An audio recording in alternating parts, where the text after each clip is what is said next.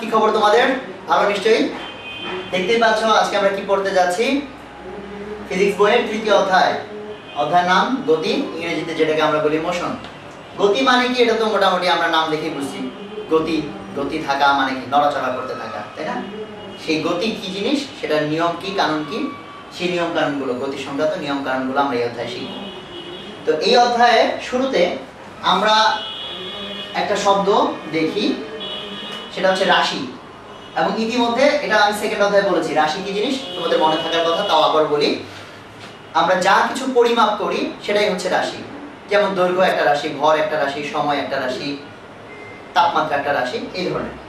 তো আমি প্রথমেই তোমাদেরকে দুইটা রাশি সংজ্ঞা দিব এবং বোঝানোর চেষ্টা করব। তাদের মধ্যে একটা রাশি, এই নামটা অবশ্য সবার কাছেই প্রায় পরিচিত বোধ হয়, দূরত্ব। দূরত্ব কত মানে কি, যে একটা জিনিস কত দূরে, সেই জিনিস দূরত্ব।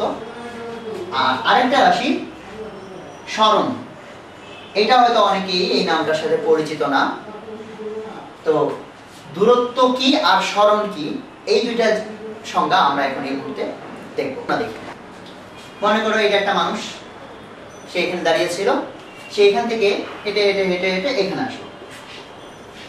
এখন আমি একটা কিছু মাপতে চাই। কি মাপতে চাই? যে এই লোকটা কত দূরে গিয়েছে। এখন দেখো, এটা মাপতে গেলে কিন্তু আমি দুই ধরনের পরিমাপ করতে পারি। কিরকম? যেমন একটা মাপতে পারি যে সে টোটাল মোট কতটুকু রাস্তা অতিক্রম করেছে, টোটাল কত কদম হেঁটেছে বা কত মিটার গিয়েছে, এটা। আরেকটা মাপতে পারি যে সে আগে যেখানে ছিল আর এখন যেখানে আছে, এখান থেকে এটা কত দূর, সরাসরি কত দূর। তো দেখো, একটা লোক যখন এক জায়গা থেকে আরেক জায়গায় যায়, আমি চাইলে দুই ধরনের পরিমাপ করতে পারি। এক হচ্ছে সরাসরি কত দূর পর্যন্ত সে চলে গেছে, আর হতে পারে যে মোট কত রাস্তা অতিক্রম করেছে। এই যে দুই ধরনের পরিমাপ, এই দুই ধরনের পরিমাপের বিজ্ঞানীরা দুইটা নাম দিয়েছে। এই জিনিসটা, এটাকে বলে দূরত্ব, অর্থাৎ মোট যতটুকু রাস্তা অতিক্রম করলো সে। আর সরাসরি যতটুকু পথ দূরে সে চলে গেছে, ওইটাকে বলে সরণ। তাহলে খেয়াল করো, দূরত্ব আর সরণ কিন্তু এক জিনিস না। দূরত্ব সরণ দুইটাই আমরা মাপি কখন, যখন একটা কিছু এক জায়গা থেকে আরেক জায়গায় যায়। কিন্তু দূরত্ব হচ্ছে মোট অতিক্রান্ত পথ, আর সরণ হচ্ছে আদি থেকে শেষ, এই যে সরাসরি দূরত্ব সেটা। এখন দেখো, এখানে দেখতেই পাচ্ছি আমরা দূরত্বটা এখানে বেশি, সরণ এখানে কম। এবং ম্যাক্সিমাম ক্ষেত্রেই দূরত্বটা বেশি হয়, সরণের মানটা কম হয়। শুধুমাত্র একটা ক্ষেত্র আছে যখন দূরত্বের মান সরণের মান সমান। এবং আমি মনে করি যে তোমরা নিশ্চয়ই এখন ধরে ফেলেছ সেটা কোনটা। হ্যাঁ, সেটা হচ্ছে যদি একটা কিছু, একটা বস্তু সরল পথে যায়, স্ট্রেইট যদি যায়, সেই ক্ষেত্রে দূরত্ব যত, সরণের মানও তত। অন্যান্য সব ক্ষেত্রে দূরত্বের মান সরণের মান আলাদা। যেমন খুব সহজ একটা উদাহরণ, মনে করো এটা একটা মাঠ, এখান থেকে একটা লোক দৌড়াতে শুরু করলো, দৌড়ে দৌড়ে দৌড়ে দৌড়ে আবার এখানে আসলো। এখন দূরত্ব কত, সরণ কত? দেখো, দূরত্ব কিন্তু এই যে পুরো রাস্তাটা হচ্ছে দূরত্ব, মোট যতটুকু সে হাঁটলো। সরণ কত? সরণ কিন্তু জিরো। কেন জিরো? কারণ আগেও সে যেখানে ছিল এখনো সেখানে আছে, তাহলে সরণ জিরো হয়ে গেছে, দূরত্ব কিন্তু জিরো না। তাহলে দেখতেই পাচ্ছি আমরা যে এরকম অনেক অনেক রাশি আছে পৃথিবীতে, তার মধ্যেকার আমরা দুইটা রাশি শিখলাম, একটা হচ্ছে দূরত্ব, একটা হচ্ছে সরণ। এখন দূরত্ব সরণের আরো কিছু ছোট ছোট জিনিস দেখো। মনে করো একটা লোক এখানে ছিল, আমি বিন্দুর অবস্থানের নাম দিলাম এ, সেখান থেকে সে এখানে গেল, তারপর এখান থেকে আবার এদিকে গেল, এটা বি নাম দিলাম, এই পয়েন্টের নাম দিলাম সি। তো ধরি এ থেকে বি পর্যন্ত এই রাস্তাটুকু হচ্ছে 10 মিটার, আবার বি থেকে সি এই রাস্তাটুকু হচ্ছে 10 মিটার। এখন আমার খুব শখ হলো আমি তার দূরত্ব এবং সরণ মাপব। তো দেখো, দূরত্ব কত আর সরণ কত? দূরত্ব হচ্ছে মোট যত রাস্তা হেঁটেছে, কত রাস্তা? 10 মিটার, 10 মিটার মানে 20 মিটার।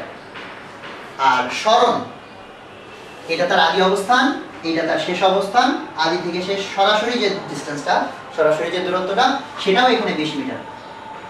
আমি একটু আগে আমরা এটা বলেছি যে বস্তু যদি সরল পথে যায়, দূরত্বের মান সরণের মান সমান হয়।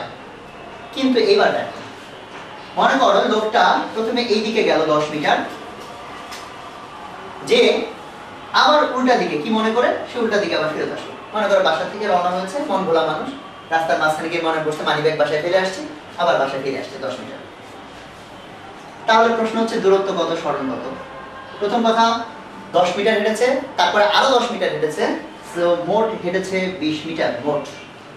সরণ, হ্যাঁ সরণ কিন্তু শূন্য, কারণ আগে যেখানে ছিল এখনো সে সেখানেই আছে, তাহলে আদি আর শেষের মধ্যে কোনো ডিসটেন্স নাই, দূরত্ব নাই, সরণ কিন্তু শূন্য। আবার মনে করো ওই লোকটা এখান থেকে হেঁটে এখানে গেছে 10 মিটার, তারপরে মনে হলো যে বাজারে যেতে হবে, বাজার মনে করো এইদিকে, হেঁটে এইদিকে চলে গেল 10 মিটার, মনে করো এই কোনটা 90 ডিগ্রি, তাহলে 10 মিটার এইদিকে গেল, 10 মিটার এইদিকে নামলো। এবার আমি জানতে চাইলাম দূরত্ব কত, সরণ কত। দেখো দূরত্ব 10 মিটার, 10 মিটার, 20 মিটার, সরণ কি 20? না, অবশ্যই না, সরণ হচ্ছে এই যে আদি থেকে শেষ পর্যন্ত, এই যে এটা। এবং এটা যারা পিথাগোরাসের উপপাদ্য জানো তারা সহজে হিসাব করতে পারবা, যেহেতু এটা সমকোণী ত্রিভুজ, যে এই বাহুটা হবে এটার বর্গ 10 স্কয়ার প্লাস এটার বর্গ প্লাস 10 স্কয়ার, এবং তারপর রুট ওভার, অর্থাৎ আসতেছে রুট ওভার 100 যোগ 100 200। তাহলে সরণ হচ্ছে root over 200 metre. Root over 200 কিন্তু 20 না, ঠিক আছে, 20 এর চেয়ে আরো কম। এই যে আমরা তিনটা ঘটনা দেখলাম, খুব সহজ সহজ ব্যাপার, দূরত্ব মাপলাম, সরণ মাপলাম, এরকম অনেকগুলো আমরা ক্ষেত্র কেন দেখালাম, একটা কথা বলার জন্য, খুব ইম্পর্টেন্ট একটা কথা। এই যে তুমি যখন দূরত্ব মেপেছো, খেয়াল করে দেখো দূরত্ব মাপার সময় কখনোই তোমার দিক জানার দরকার হয়নি। শুধু দূরত্ব কত মিটার এটুকু জানলেই চলেছে, দিক জানার দরকার হয়নি। কিরকম? যেমন দেখো এই যে ছবিগুলো, একে আমি ব্যাপারটা ব্যাখ্যা করলাম, এবার মনে করো ছবি নাই, আমি মুখে মুখে বলতেছি। কিরকম? যে এক লোক প্রথমে 10 মিটার গেল, ভালো কথা গেল, তারপর সেই লোক আরো 10 মিটার গেল, কোন দিকে গেল জানি না। এখন প্রশ্ন হচ্ছে লোকটা মোট কত পথ হাঁটলো, এটা কি বলা যাবে কিনা? হ্যাঁ অবশ্যই যাবে, 10 মিটার হেঁটেছে, যেদিকে ইচ্ছা হোক, তারপর আরো 10 মিটার হেঁটেছে, যেদিকে ইচ্ছা হাঁটুক, 10 আর 10 মিলে 20 মিটার। কাজে দূরত্ব এমন একটা রাশি যেটা মাপার জন্য শুধু তার মানটুকু জানলেই চলে, 10 10, দিক জানার কোনো দরকার নাই। তার দিক আছে, কোনো না কোনো দিকেই সে যাচ্ছে, দিক আছে, বাট আমার হিসেবের জন্য দিক দরকার নাই। তাহলে এই রকম যেসব রাশি যাদের হিসেব করার জন্য শুধু মান হলেই চলে, দিক দরকার নাই, সেই সব রাশিকে বলে, এখানে লিখে দেই, সেই সব রাশিকে বলে স্কেলার রাশি। তাহলে রাশির মধ্যে আমরা একটা প্রকারভেদ পেলাম, স্কেলার রাশি। কিন্তু বিপরীত পক্ষে দেখো সরণ যে রাশিটা, সেইটা কি দিক জানা ছাড়া হিসাব করা সম্ভব কিনা? আমি বললাম একটা লোক গেল 10 মিটার, ভালো কথা, 10 মিটার, কোন দিকে জানি না। সেই লোক আরো 10 মিটার গেল, কোন দিকে জানি না। প্রশ্ন হচ্ছে ওই লোকের এখন সরণ কত, মোট সরণ কত বলা যাবে কিনা? যাবে না। কিন্তু কেন যাবে না? কারণ দেখো প্রথম 10 এইদিকে, পরের 10 যদি এইদিকে হয় তাহলে একটা রেজাল্ট, 10 এইদিকে 10 আবার এইদিকে যদি হয় তাহলে অন্য রেজাল্ট, 10 এইদিকে হয়ে 10 এইদিকে হলে আরেকটা রেজাল্ট। এরকম অসংখ্য রেজাল্ট আনা সম্ভব। যেমন যদি এইদিকে যে তারপর আবার এইদিকে যায় তাহলে আরেক রেজাল্ট, এদিকে যে যদি এইদিকে আসে আরেক রেজাল্ট, এদিকে যে যদি আরো এদিকে আসে তাহলে আরেক রেজাল্ট। তাহলে আমরা দেখতে পাচ্ছি যে সরণ কত, যেমন এই ক্ষেত্রে এইটুকু, এই ক্ষেত্রে এইটুকু সরণ, এই ক্ষেত্রে এইটুকু সরণ, এক একবার এক এক রকম সরণ আসছে, যেটা হিসেব করার জন্য আমার দিক জানতেই হবে, কোন দিকে গেছে। এটা যদি আমি না জানি তার আলটিমেট সরণ কত, অ্যাকচুয়ালি সরণ কত, সেটা আমি বলতে পারবো না।